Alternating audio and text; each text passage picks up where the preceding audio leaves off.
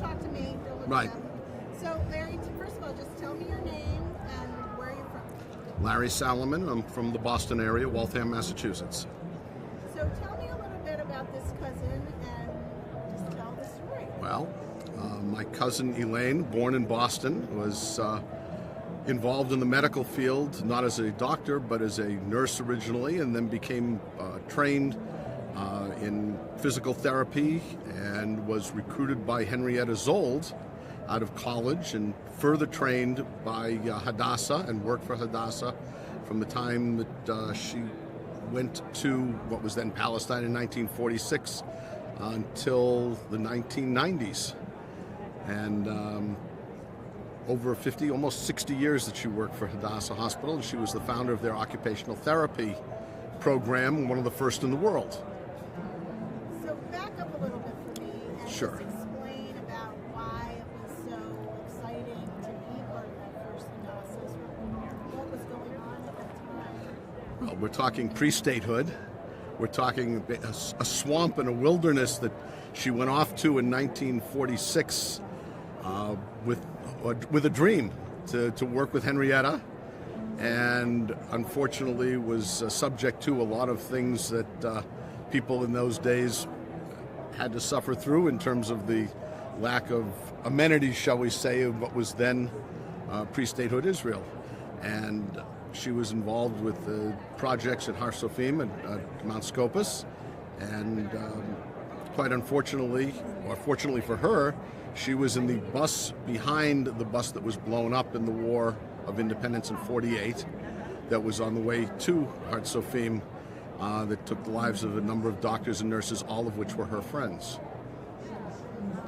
So how did that get passed down in your family, and how does that affect sort of everybody? Well, for me, I can't answer for anybody else. When I was 13 or 14 years old, I went and spent a summer living in Israel with Elaine and her then husband Jack and my cousins, with whom I'm still very close and still see regularly when I'm in Israel or when they're here in the States. The family connection that way is very, very strong, and of course is a great deal of my love of Israel comes from my love of family and my devotion to them and my belief that these things are important in terms of understanding and carrying on in the future. But her being able to tell that story to me, I mean, you could see the pain that she was going through at the time in just explaining it and retelling that story even 40 years or 30 years later. So it meant a lot to me to hear it directly from her, to understand what she had gone through, what she had seen and experienced herself in the development and the founding of the State of Israel.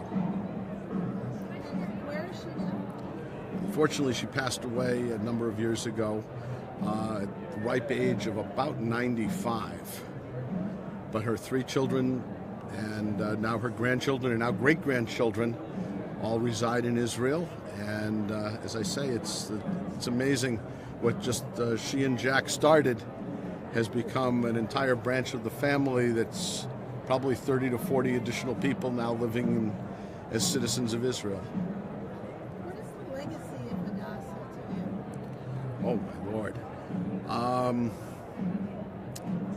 You're talking to somebody whose sisters, mother, grandmothers were all Hadassah presidents. You're talking to a father who's was a Hadassah associate.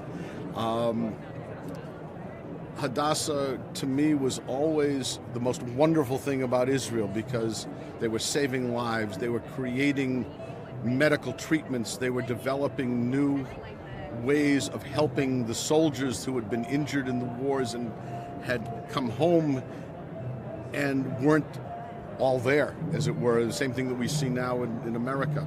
And what Elaine did, what Alana did, was to create a program where instead of just physical therapy, she was how these people could work, use their hands, their arms, their bodies, or whatever it was, in order to continue to live productive lives and contribute to the building of the State of Israel. She was an amazing woman. She really was.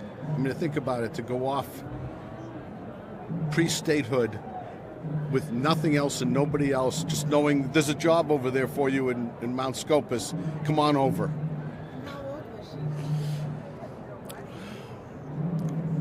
Boy, she was probably in her mid-20s, if I recall correctly. That was She at a made- time when a woman in her mid-20s would just kind of go off. Yeah, I mean, she may have been a little bit older than that. I don't remember when she was born, but it's an amazing thing to see. What was created, what she did, and when I toured the hospital on any number of occasions with her on different visits to Jerusalem, to see the people, the way they looked at her and the way they respected her and the love that she had for what she did was heartwarming on so many levels. And her passion for creating that occupational therapy program just was otherworldly at times. And it's still going today.